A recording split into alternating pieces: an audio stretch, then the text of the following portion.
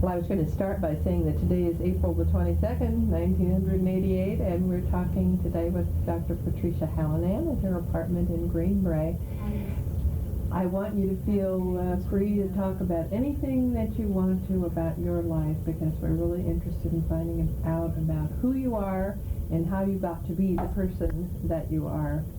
Can you start way back at the beginning and tell us where you were born and when you were born?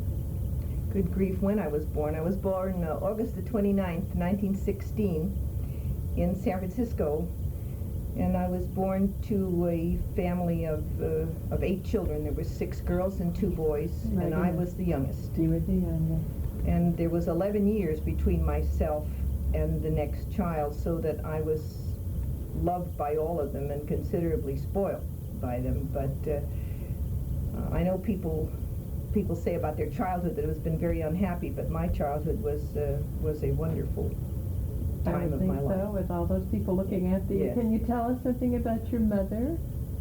Well, my mother was a second-generation Irish girl who came out. Her education was the 8th grade, but I remember her. She was a very strong influence in my life. She was a tremendous wit, and she was gung-ho for education. She loved education and then wanted every one of her children to have a good education. She was purely a housewife, but she was a wonderful person and mother. Mm-hmm. How about your dad? And my dad was, he worked as a day laborer, as a teamster and a streetcar conductor. I think it was my mother who really raised the family.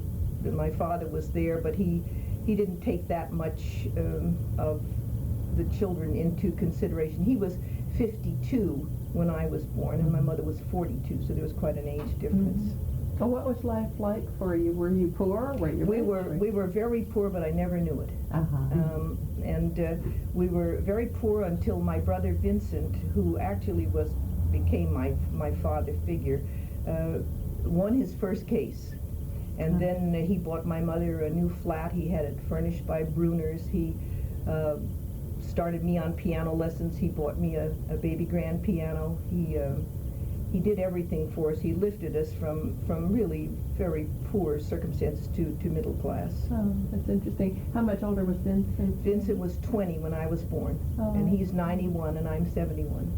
And are you very close to him? Oh, very. He's my brother put me through medical school and was the mainstay of my life, really. Did he concentrate on you, or did he do that for the other children? He did it for everybody, Beth. Excuse me for interrupting there. Mm-hmm. He did it. He bought a house for all his sisters and his brother, and a house for my mother, and he sent my sister on a trip to Europe, and he did for everybody. He was there for everybody. That's wonderful. You said you had a happy childhood. Were you, I know we have all read about your brother's family and the wild Irish rogues. Were you a family of wild Irish rogues, or were you more disciplined, or what was your family I think like? we were more disciplined. We were, you know, my oldest sister was a very good person, but very moral and straight-laced, and the same through the whole family. And of course I was raised and educated by the nuns and had a remarkable education. They were wonderful teachers. And they taught me music, and they taught me Latin, and they taught me English. And when I went to Stanford University, I had the best rating of any entrance person there on like English and things like that. I knew more about English literature than anybody. Isn't that wonderful? You went to Catholic school then? I went to St. Agnes, and I went to presentation. These were presentation nuns who taught me. And then I went to college. What kind of a young person were you? Well, I was fat, which has been the bane of my existence. And of course now I'm losing weight at the wrong time in my life. But anyway, I was always very, very heavy, and of course I was raised very strictly. It was purely girls' school, and I got into a little bit of trouble with that when I went to the University of California. There was an overwhelming population of men, And of course I had not had much to do with men except my two brothers and my father, so that I was I fled from University of California in hysterics and came home. I was there about 3 months. But there were 300 in my chemistry class, and one day I was just appalled. I was sinking back, not getting good grades, and I went to the professor, and he said, "Oh, just follow your book and whatnot." But I said, "You know, I'm on the molecule and they're on the atom." And he said, "Oh, you'll do fine." But I was discouraged, and I came up towards Bolt Hall, which was the legal hall at that time.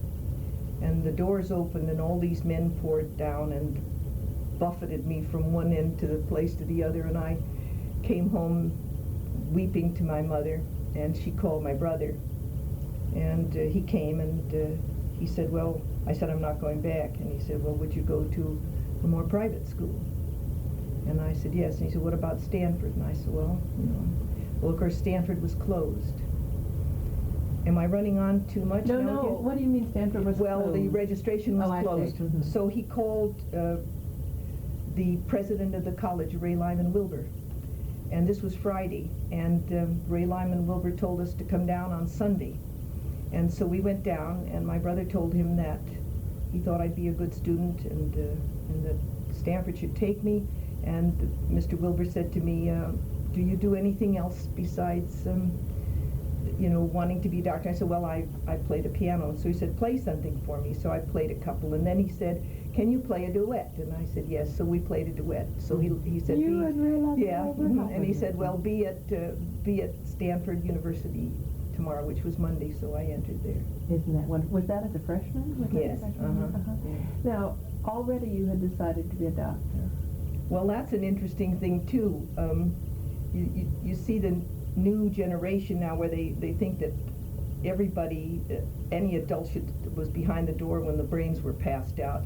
But at the end of my high school year, my mother and my brother and my oldest sister sat me down at the kitchen table. And my brother said, "Now," he said, "you're going to be going to college," and he said, "You want to get a profession." And my sister said, "Be a teacher." She said, "That's a wonderful job. You get 3 months during the summer with pay." And she said, "You can travel." And I said, "No, I don't want to be a teacher." And my mother said, "Well, then be a lawyer, and you can go in with Vin." And I said, "No, I don't want to be a lawyer." So my brother said, "Well, the only profession left to you is a physician." I said, "Okay, I'll be a physician." And so that was, and that was that quick, really? Yes, and that was a remark that got me into Stanford Medical School. I'll be darned. Because when I was interviewed by Dr. Hanslick, called the Iron Duke, he said to me, "Why do you want to go into medical school?" And I said, "Because my brother wants me to." And he just roared with laughter and said, "Well, that's the most refreshing remark I've heard this Not this everybody day." does it. No, It's powerful. Exactly, and also that I would take the advice of my elders too. That's what women were supposed to do. That's right. That's right. Had you thought of doing anything else? You say you played the piano. Well, I was going to be a concert pianist, and I took piano lessons from the head of the music department at Stanford. And when I told him I couldn't do it, that I had to play or practice 6 hours a day, and I couldn't with the studies. So he said, "Well, miss," he said, "you'd make a far better pianist than you will a doctor." And so, but I had to quit and I play off and on a little. But that was the end. Yes, yes. Did you always have a feeling that you would be a woman of accomplishment, or? Oh, glory, no, I was always kind of a mouse. Yeah, and you know, being heavy, the boys never were very fond of me until I got into medical school, and then there were 60 men and 5 women. And so that was great. Yeah. And the men couldn't escape then. Tell us about medical school. What was it like for you as one of 5 women in a large class of men? Well, it was a terrible trial to my soul to get in there in the first place. I mean, women just were not accepted as they are today in medicine in those days. Were you frightened of the challenge? Well, I was frightened. The thing that frightened me, I think, was that I wanted to get into medical school because my brother wanted me to, and I didn't want to let him down. I wanted to do the best I could to justify his faith in me. And but the classes were very difficult, and I had to work very hard. And there were some obstacles on the way. There was one professor who, he was a professor of physiology, and he very candidly called me in and said, "I'm going to flunk you." And I said, "But why?" And he said, "Because," he said, "you're boy crazy, and I'm going to flunk you." And I went over, I had a great deal of crying I did in those days, and I went to my counselor. And he said, I'll talk to him. And so then he called me back. He said he will, and he said that will lose you your place in medical school. He said you've got very fine grades. And so he said, but it is being given in Minnesota. And so I called up my brother and I said, I'm flunking physiology. And he said, but he said, where is it being given? I said, it's not being given unless Minnesota. He said, all right, we'll send you back to Minnesota. Without a mean word, without a, why didn't you do what you were supposed to do, anything like that. So I went back to Minnesota, and there was a Professor Starling who wrote the book that we used at Stanford. And I was running up the steps, and this very fine-looking man stopped me. He said, "Miss," he said, "why are you running up those stairs?" And I said, "Oh, I've got to get up. I'm taking a course from Professor Starling." And I said, "He wrote the book, and he's a professor." And he said, "Come here." He said, "Get in the elevator with me." And he said, "Now, running upstairs puts the most pull on your heart, if anything." He said, "I want you to do that again." And of course, when I got in the classroom, he was the professor. He was Dr. Yeah. Starling. And I got an A in the course, and he told me afterwards that if he could give me an A+, he would. Oh. So I came back then, and then was that a summer school, or did you? It was a summer school. Uh-huh. And so I came back then, and then I got into medical school. Oh, that was wonderful, wasn't it? That's a great story. I'd like to go back because I picked up on two things that were interesting to me. You spoke of the tremendous support that your brother had been to you, and the inspiration and kind of the goad, I guess, to keep going. Were there any other role models or mentors in your life, or was he pretty much it? Well, he was the main one, and my mother, when I was young, until I got into medical school. But then I had some of the professors there who were just wonderful to me, and I had a young doctor who used to live with us during the summer. His name was John Mansfield, and he gave me my first microscope, and he used to stay with us when he was in medical school, and I loved him dearly. He was a very gentle and fine man. Mm-hmm. And then when they posted the lists of who, you see, in those days in Stanford, in order to graduate from medical school, you had to complete your internship first. You couldn't just do your 4 years of medical school. So we had put in our names of what hospitals we wanted, and I put my first as San Francisco General Hospital for the all-over education. And when I got out of school on Friday, there was a list posted outside the dean's door, and it said that all the women, 5 of us, were to go to Children's Hospital, and that was all women, run by women. And so I went into the dean, and I said, why is this? I said, I have as good grades as now. He said, don't want any hysterics, anything like that. He said, all the women are going to Children's Hospital. So I ran down took a streetcar out to where my mother lived, and I was crying all during the trip out, and the poor conductor was he thought somebody had died in the family. Anyway, I got out there, and Mother said to me, who is over this dean? And I said, over the dean of medical school, no one. And she said, well, who runs this hospital out there? Somebody must run. So I said, well, Dr. Barnett is the chief of medicine there. So she said, call him up. So I did. And he said, can you come out? And I said, yes. So my mother called a taxi, and out I went. And I talked to him, and he said, I had expected you here. And I said, well, I can't come. And he said, yes, you can. You be here on Monday.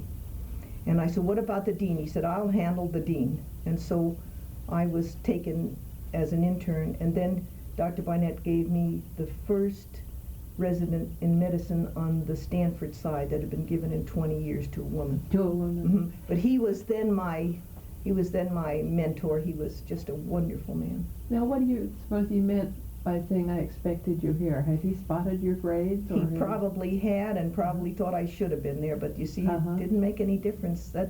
That was the first time I'd really come up against, except the man who wanted to flunk me, the first time I'd ever come up against any kind of anti-feminist, let's say. But how wonderful that you weren't going to accept that. Where did that come from? My mother. Mother. She wouldn't allow. No, but I felt that I was being wrong because I knew I had good grades, and he did take me, and he was a marvelous teacher. Have you always been a scrapper on your own behalf, or have you not had to be? Or what? Well, you know, when I look back on it, I thought I was kind of mousy, that I wasn't a scrapper, but I think I was, because another thing happened, that when I got to be an intern, we had a rotating internship, and so all of a sudden I see that I can't take urology. You know, Why not? urology is kidney and prostate and all that sort of stuff, and so I flew over to the dean's again, and he cautioned me about not getting too excited and to accept my lot in life and whatnot. I said, suppose I'm out on a battlefield and I have to catheterize a man. Now, whatever in the world, I'd be out in the battlefield catheterizing a man. And so he said, no, you can't take it. Well, then I went up to the men's ward, the urology ward, and I took a poll. And they all said that'd be fine. They didn't care. But that didn't do any good. They wouldn't let me take it. So then, was it the idea that it would be embarrassing for you? I never in my life could figure out whether it would be embarrassing to the men, and yet they didn't say it. So then I said, well, then you owe me credits. And they said, well, what do you mean? I said, well, I have to have credits towards graduation. And so then I said, I would like to take from Dr. Addison. He was the most famous kidney specialist in the world at that time.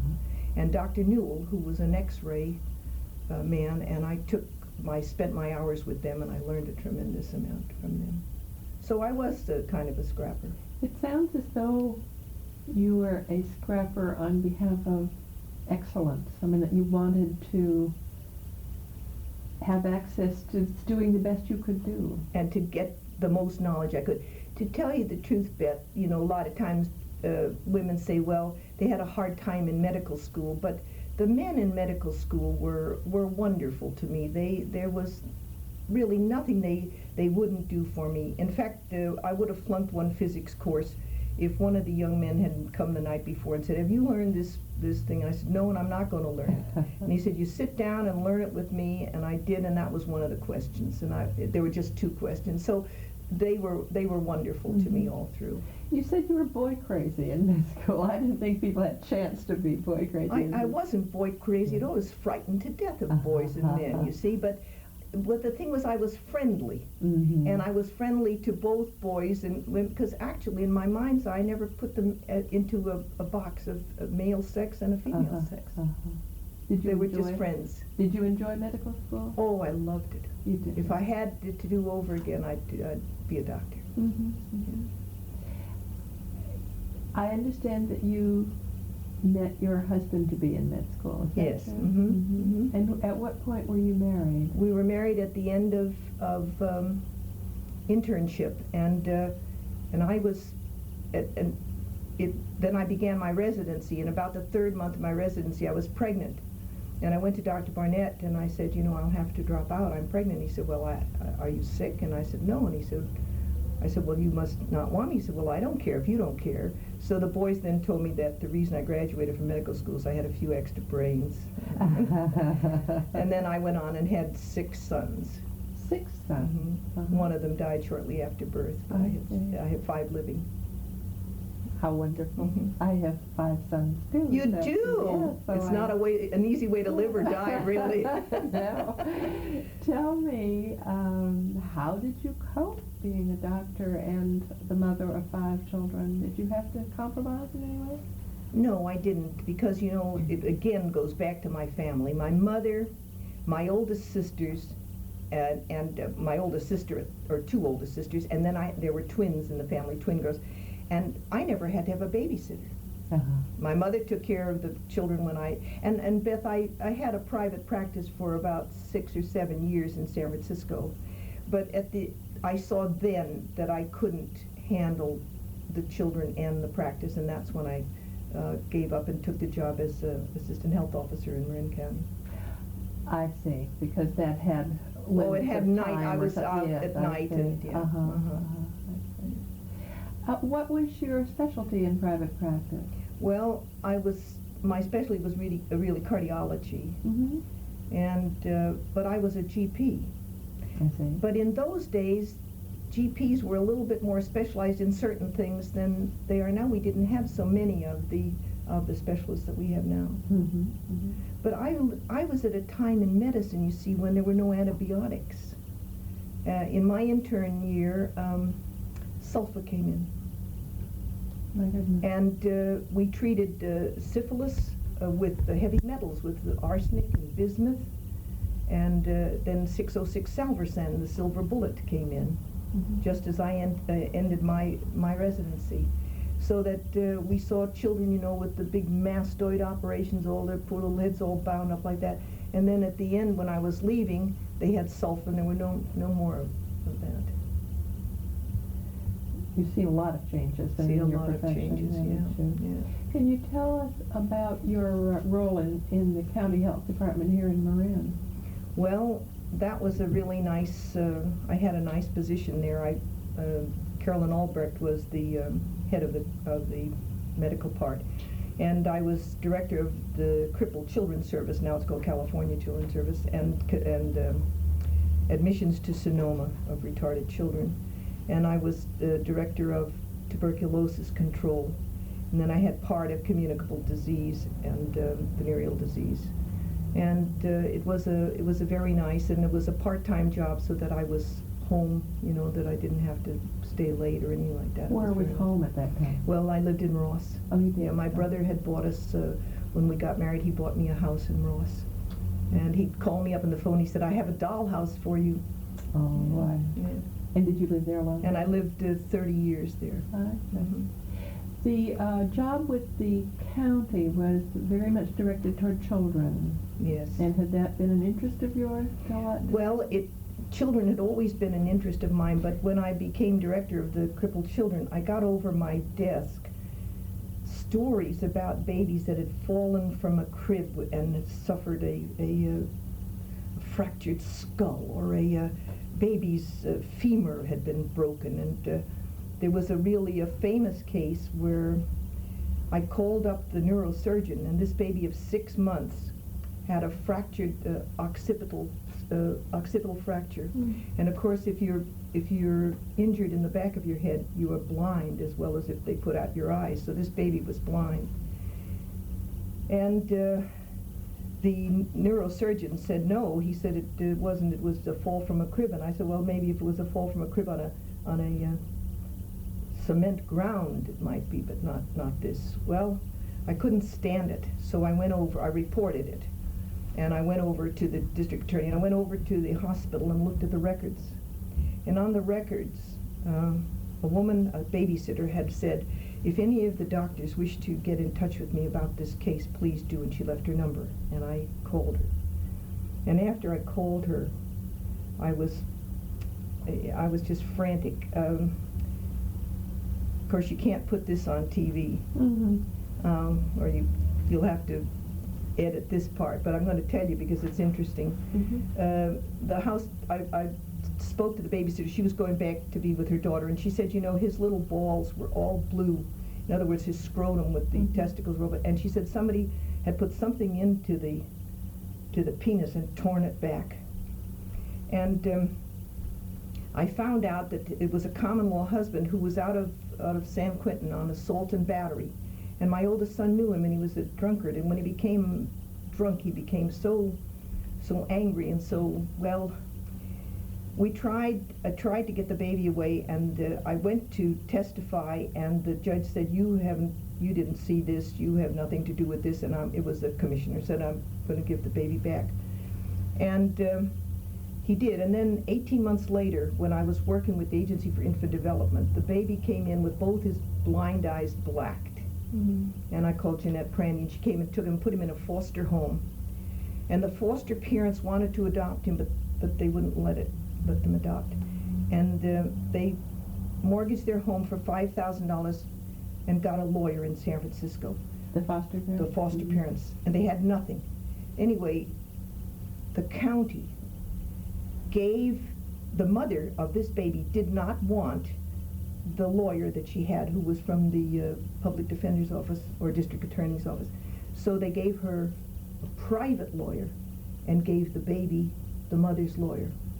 Well, the private lawyer took a deposition on me, and I was able to bring out about the tearing of the penis. And so that night the mother turned the baby over to the adoptive parents. But you see, all the, and Beth, it's no better now than it's ever been. In fact, I think it's worse.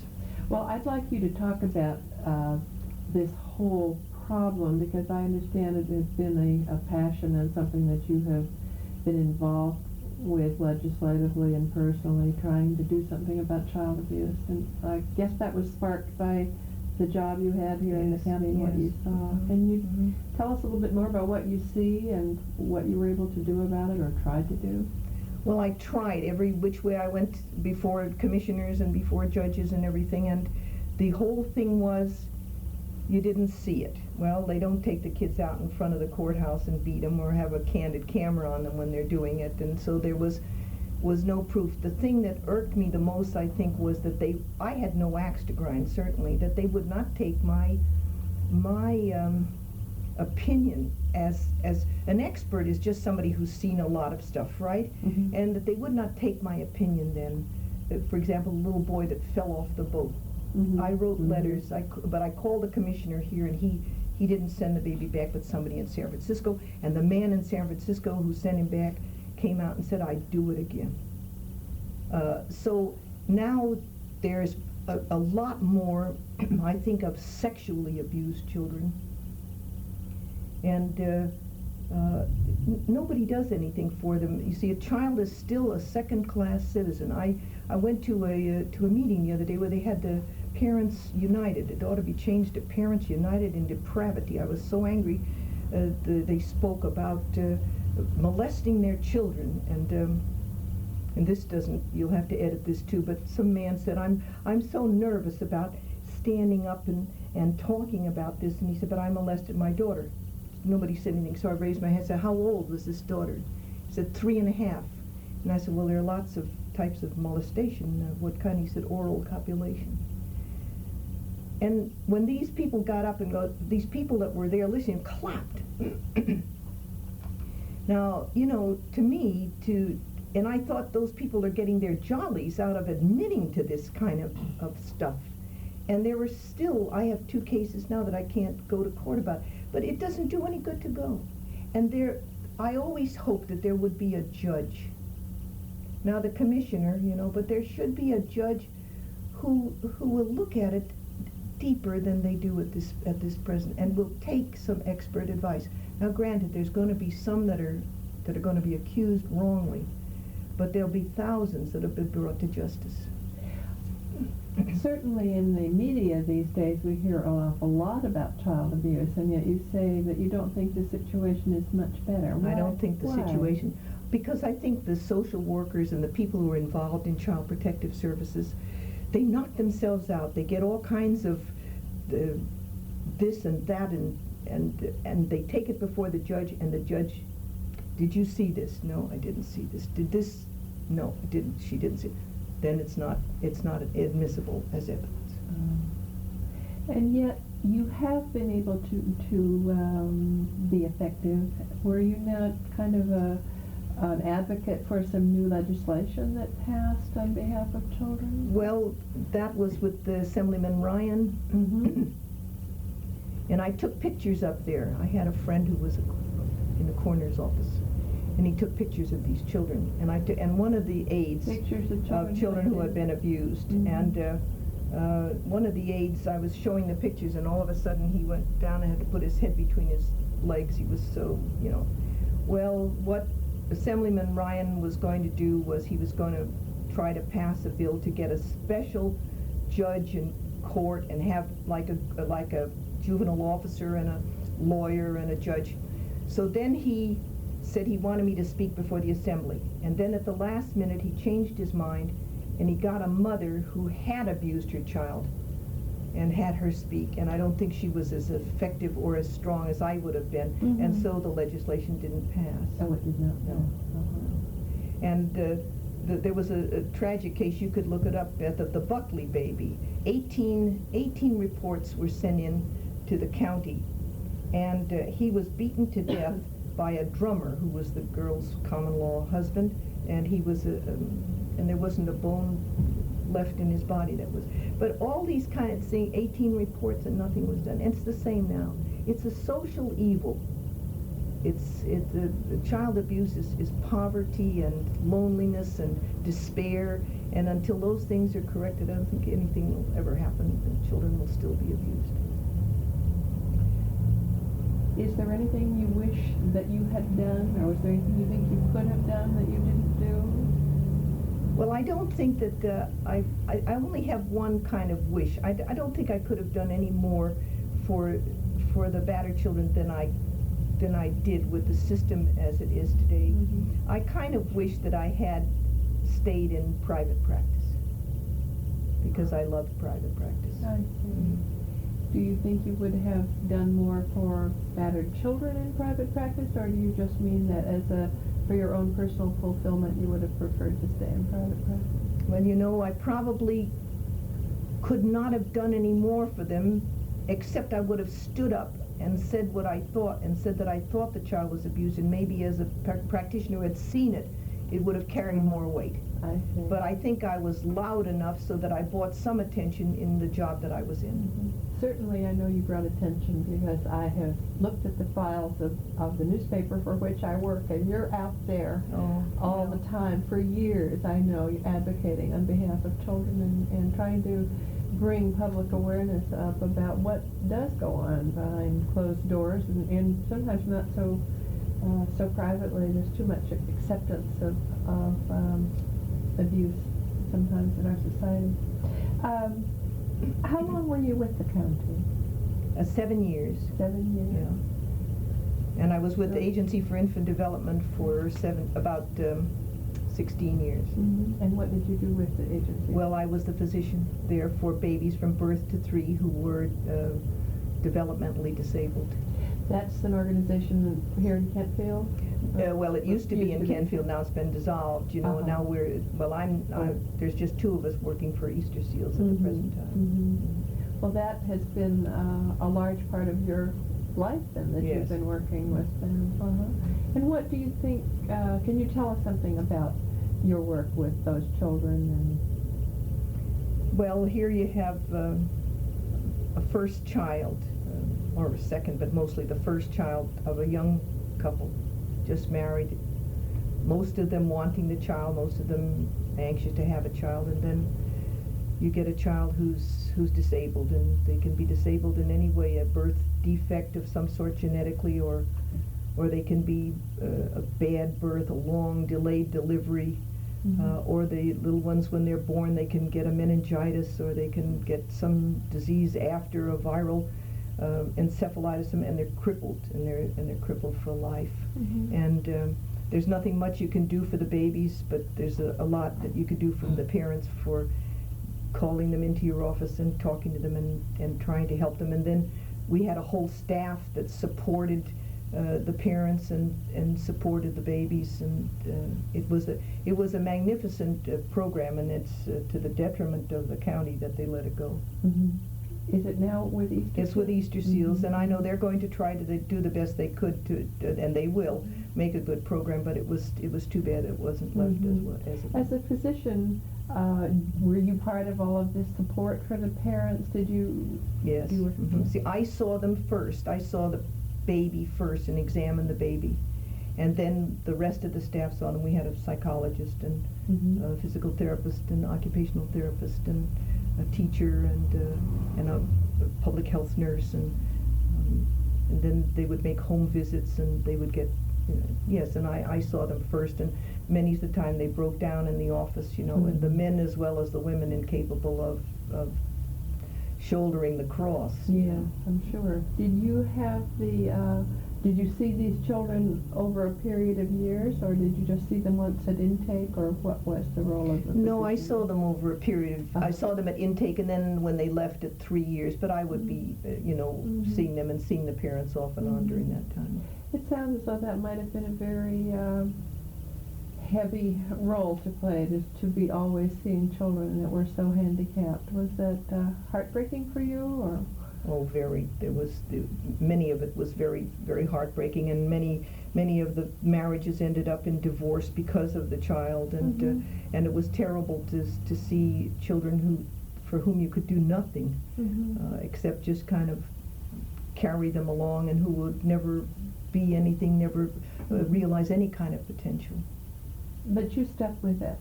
Well, because I love the parents, and I love children, and I love people, and I did enjoy that job. I really did. Yeah. Did you think that that the parents ended up with some hope thanks to that agency, or?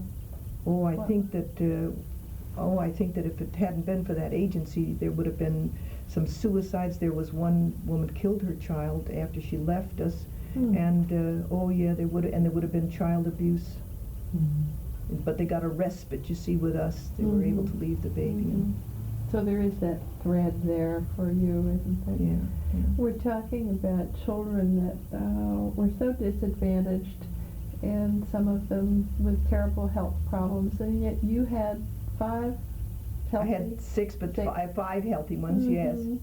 You want to tell us a little bit about the, look at her Yes, smile, well, about those, I like my children, about yes. those children? Well, let's see, the oldest one, Charles, is an attorney, and the second one, Stephen, with a P, is was a professor of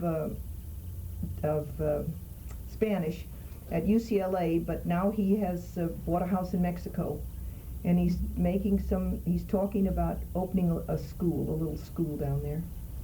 And David was I lost the baby before the prematurity. Then David was premature, but he's an electronics engineer, and he's head designer planner for let's see, I can't think of the name of the place he is for you know what it is, Jenny? And then Michael is a city planner, and then my baby Patrick is in construction. General Dynamics is with whom he is with. They're all very fine young men. Sounds like a terrific family. Yeah.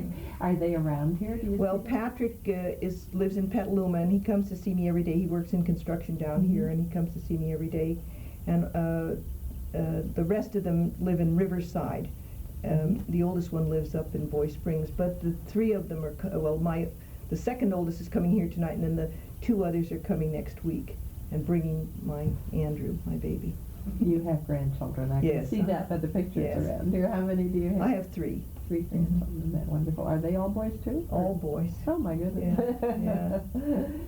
Did you have a happy family life with your kids? Were they important to you? Yes, they were. Yes, they came really first. Oh, that's wonderful. I can tell that you're very proud of those kids. Can you tell me if someone were to just ask you to start talking about your life, what would you say you're the most proud of in your life? Well, I suppose I'm the most proud of having had 5 sons. And then I think to go through medical school is a great thing for me too, you know, and to be a doctor. You've never regretted the choice of being a doctor? Never, never. No.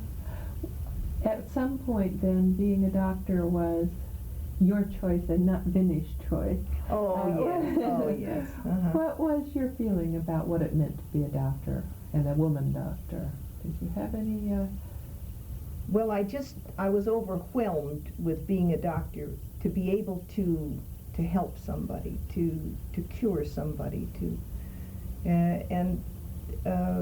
I just loved it, and I never ever came up when I was in practice against any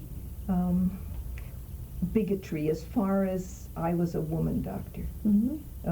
In fact, when I was an intern, Dr. Ellewesser, who was the famous chest surgeon, he wanted to take this man's lung out. He was full of TB.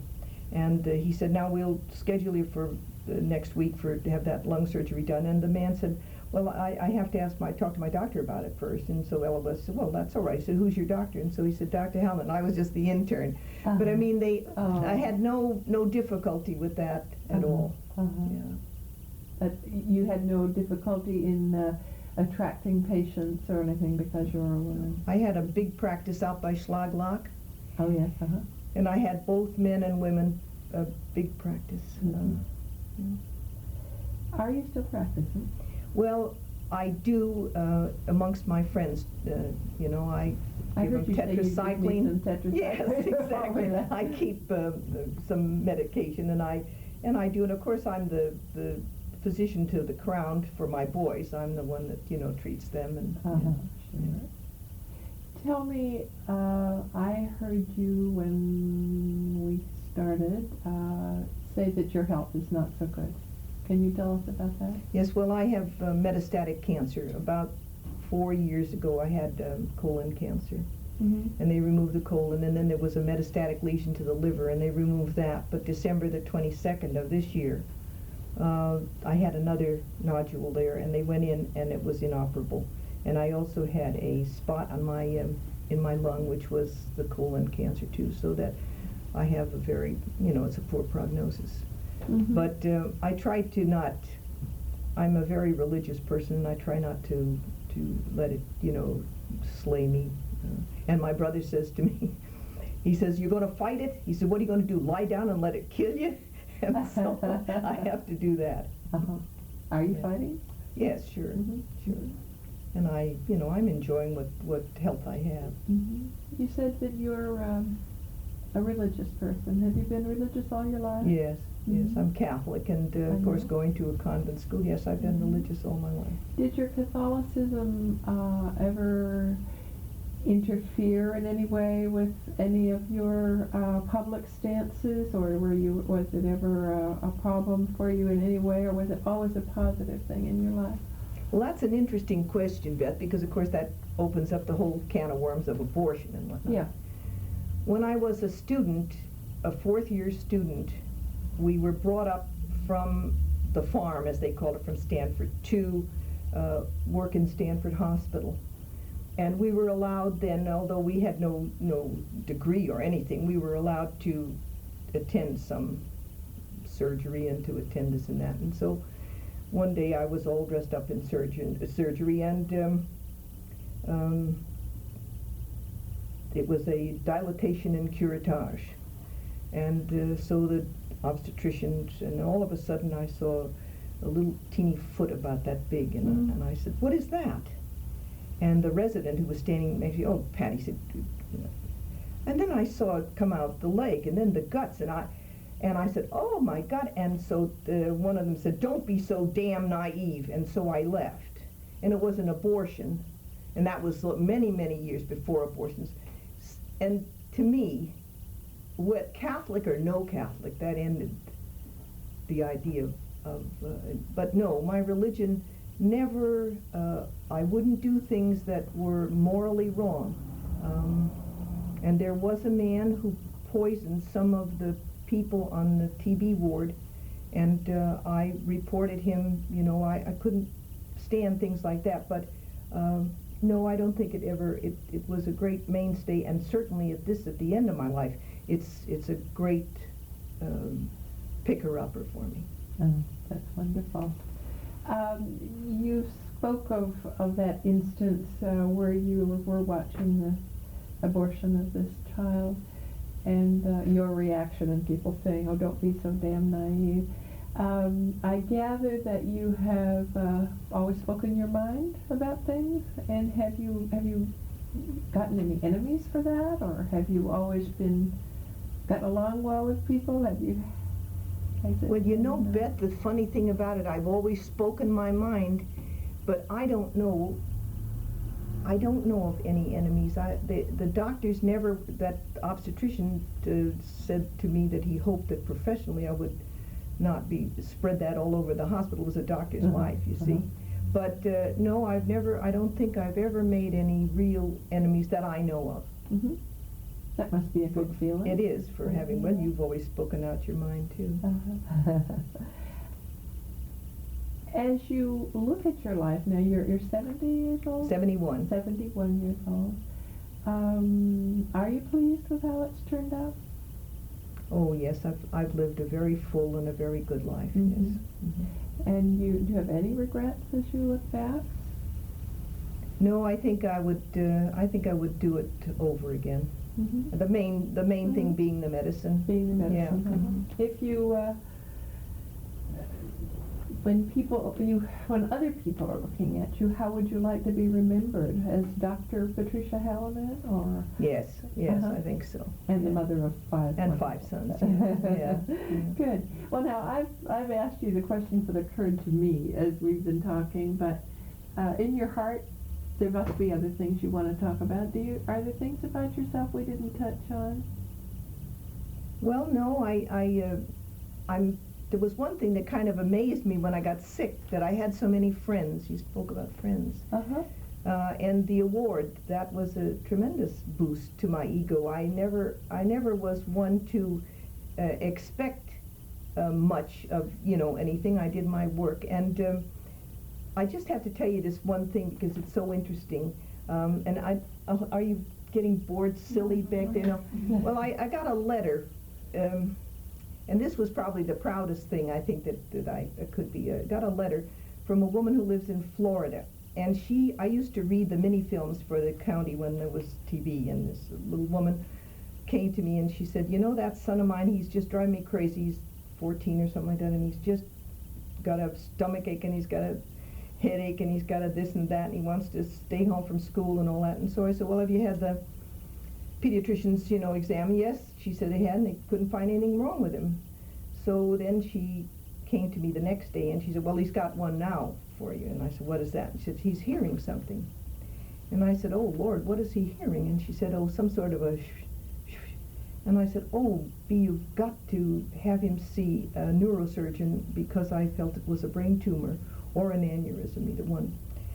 So she called the surgeon, and the surgeon said, yes, I'll take him in 2 weeks. No, I'm going away for a week, I'll take him in a week. And she came back and said, no, it can't be. So I talked to the brain surgeon, the neurosurgeon, and he said, well, what do you think? And I said, oh, I think he's got, well, he took him in and he operated on him the next day. It was a tumor. It was benign, but it was pushing down through the foramen magnum of the skull, the hole in the skull where the spinal cord goes through. And in another day, he would have been dead because it was impinging on the vital structures in the medulla oblongata. And this was a letter from his mother, and he's now a man of 30 with 3 children, and alive and well. So that was, if I did nothing but that in my whole life, that would have been satisfaction enough. Oh, that's a wonderful story. Thank you. That's terrific. But other than that, I have nothing. Do you have anything you would like to say to other women? Any message that you want to give to other women about how they should look at their lives and what they should do on their own behalf? Well, I tell you, I feel sorry for women, because women they fall in love and become so enmeshed in that love and with a man, and then a lot of times it doesn't work out for them. Like I noticed with the babies in the AID program, that the fathers were the least interested in the babies. It was the mother who did the mother does all the raising of the children, all of the, and I think women have to protect themselves, and I think it's always good for women to have some sort of a job or something that they could fall back, and if things get rough, they can support themselves, and it'll give them something so that their hearts don't break, and if anything comes up that, like a marriage dissolves, or a child goes wrong or something, where they have something to fall back at. And I know that another thing I would say, that like you hear about abused women, these women that stay with these men that beat them up, can't understand that either. And now our society must be so terrible, and because look at the suicide rate amongst the young people. And why? Because they have no lifeline. There must be, and the women are the lifeline. I know you must believe that, because you're quite a feminist. Right. Let me ask you, are you glad you were a woman? Oh yes, sure. If I were a man, I couldn't have had my kids, Yeah. That's right. Okay, well, thank you very, very much. Thank you, Beth. It was really fun talking to you. Thank you.